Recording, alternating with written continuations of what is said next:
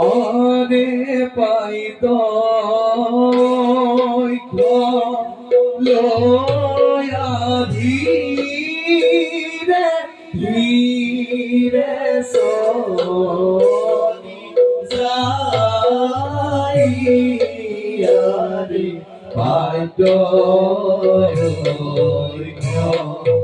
লয়া ধীরে ধীরে সনি যাই হরে হিরে পাইনা গোয়া হো ভারবি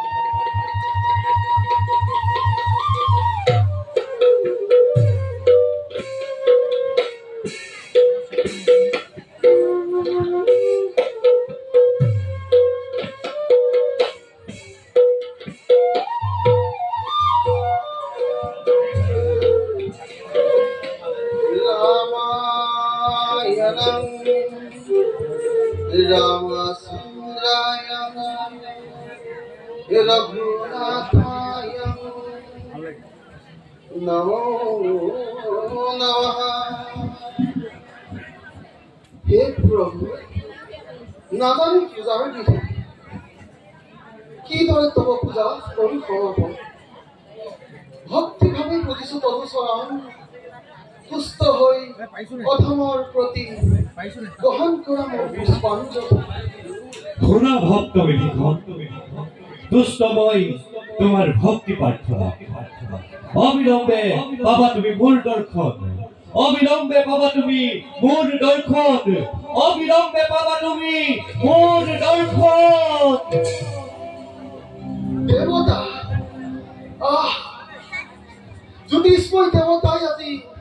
কৰিছে কাম বনি ধন্য বিভীষণ ধন্য তোৰ জীৱনৰ জয়যাত্ৰা কোন আৰম্ভণ অতি শীঘ্ৰেই পাবি তই দেৱতাক দৰ্শন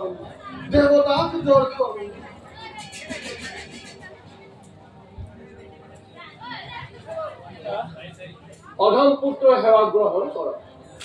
বাছা উঠ বাছা অতি ঠিক সময়তে তই হৈছ উপস্থিত বাছা কচোন বাছা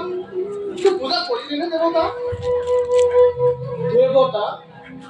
দেৱতা দেৱতা দেৱতা শুনিছো পূজা লংকাত দেৱতাৰ নাম কিন্তু মোৰ বাবে দেৱতা নহয় শ্ৰেষ্ঠ বসা দেৱতা নকবা বসা দেৱতা নহয় নহয় অগ্নিদত্ত যদি দেৱতা তুষ্ট হয় ধন্য হম তই আৰু ধন্য হব এই লংকাপুৰী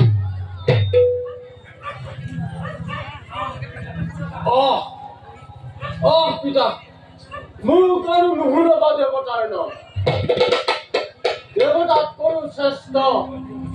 স্বৰ্গত কৰো শ্ৰেষ্ঠ জন্মদাতা তুমি আৰু মোৰ মাত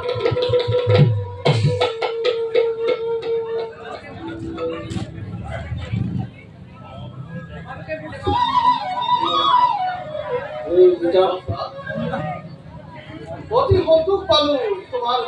কথা শুনি কিন্তু বাছা মোৰ আৰাধ্য দেৱতা যে জগতৰ পূজনীয়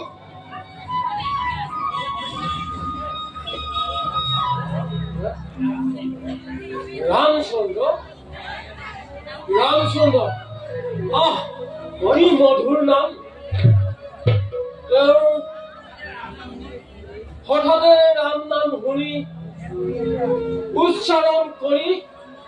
মোৰ ধন্য যেন লাগিছে মোৰ মনটা ক'ত আছে সেইজন মহান পুৰুষ দিয়া পিতা দিয়া মোৰ সত্য পৰিচয় শুনা বছা সত্য সিন্ধু মহাবাহু নৰৰূপী নাৰায়ণ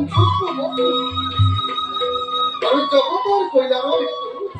ধৰাৰ পক্ষ হেনো লৈছে অৱতাৰ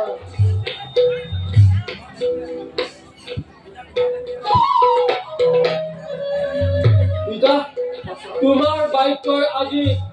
নুশুনিও শুনিলো নেদেখিও দেখিলো ৰামক আজি হন্তে মোৰ প্ৰতিটোৰ অংগে অংগে লিখি ললো ৰাম নাম এই তৰণীয়ে হে ৰাম দূৰণিৰ পৰাই কৰিছো সেৱা ভক্তিভাৱে কৰিবা গ্ৰহণ বছা অতি সন্তোষিত হলো মই তোমাৰ বাক্য ব'লা বছা আমি এতিয়া দুয়ো একেলগে ৰাম নাম স্মৰণ কৰোঁ ব'লা বছা